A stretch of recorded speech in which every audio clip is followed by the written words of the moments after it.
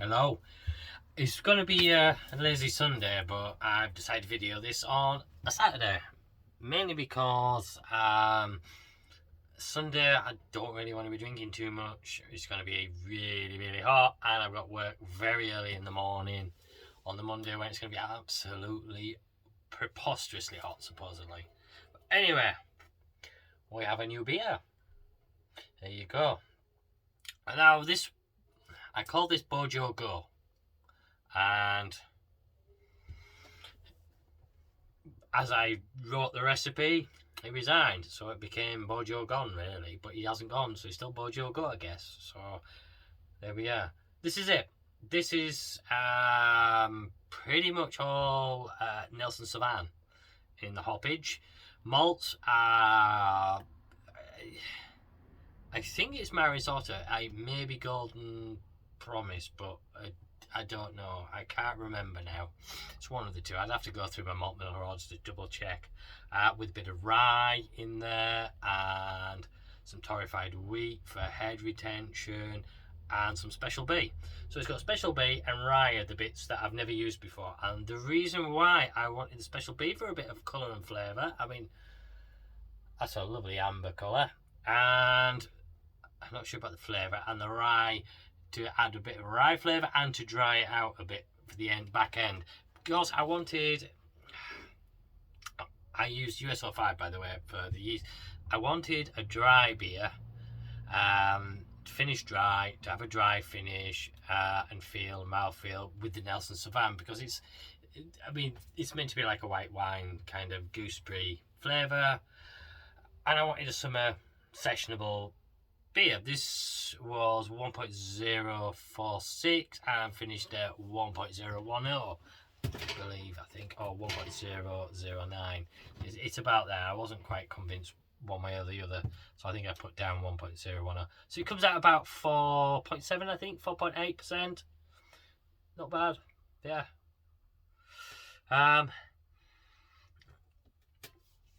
Aroma's like the bittering for this I did as if it was the Bible for single hopped pale ale, or whatever it is, single hop beer I think they call it, where you have a 60 minute, a 15, a 10, I think a 5, and then the dry hop. That's pretty much what I did with this. And yeah, I feel like Dino here. I keep going up like this, don't I, in the Dino style. Man's a legend. So, aroma, as I say, not the brilliant, nothing really there. In fairness, it hasn't been kegged long. This was kegged yesterday at about 9-10 o'clock, I think it was. Was it yesterday? No, day before actually. Yeah, Thursday about 10 o'clock. So what can I say? Let's try it. Let's drink it. I just do this sniffing thing. It's just pointless, isn't it? It's fucking hot. It's absolutely baking in here because it's had the heat all day, and now I'm starting to sweat. So let's get in.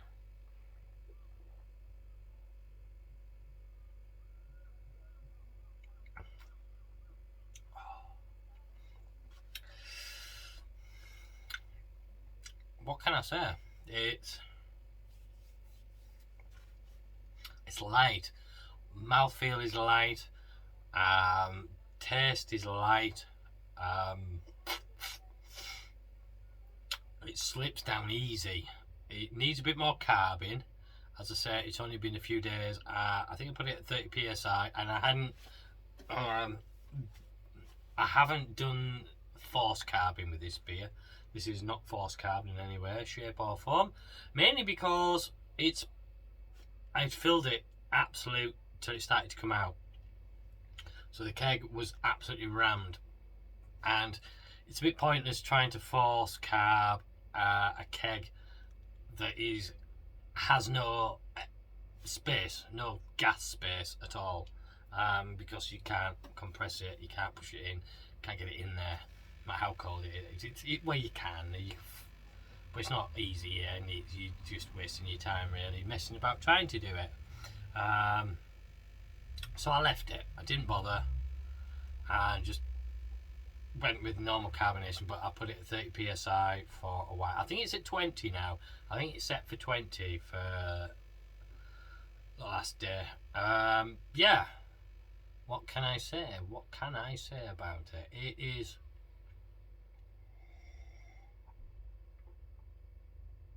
It has that... I wouldn't say gooseberry. There's no gooseberryness about it. It's sweet. There's a sweetness about it. Like a sweet white wine flavour about it, but then it just dissipates and dries, and you're left wanting. And the bitterness is very low, actually. It is quite a low bitterness on this. You're not feeling any bitterness, you're not left with a bitter taste in your mouth. It is pretty clean, almost a fresh, dry feeling.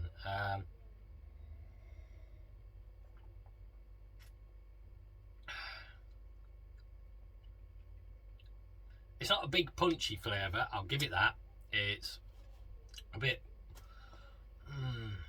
I'd say a bit wishy-washy flavour-wise, in that it's not like a hard-hitting nipper like bang. But then, like a lager, it's not nothing. There is a fruit.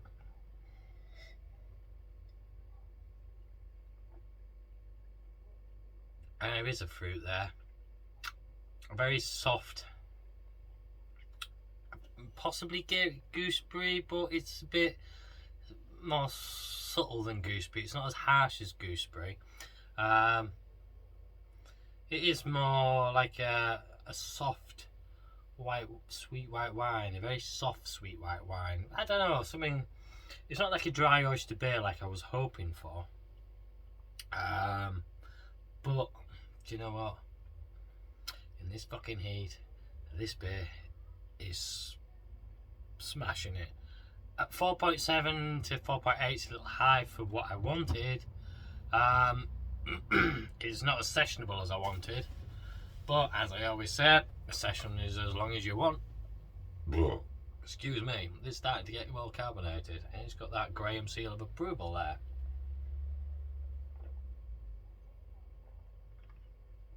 Would I brew that again? Damn fucking right. Yeah, it's a more rounded flavour than I usually get with doing the bittering additions through the brew. There is a little touch of bitterness in there. That burp brought it back, and you can have it there if you feel it, but it's so unnoticeable within the actual tasting. Yeah, I'm happy with that. I'm really happy with that. That is that's a nice beer. I might try the additions again using it. This is the single hop ale, but with my malt, and I might try that malt again with a different single hop addition, using that hop addition again, if you know what I mean. As a single malt thing, the malt base is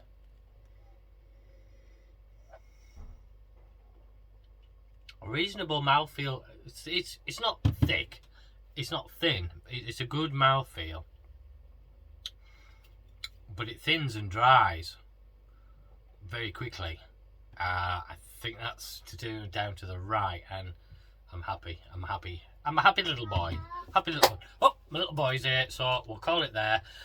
If you got this far, thanks for watching, and I'll catch you in the next one. Cheers.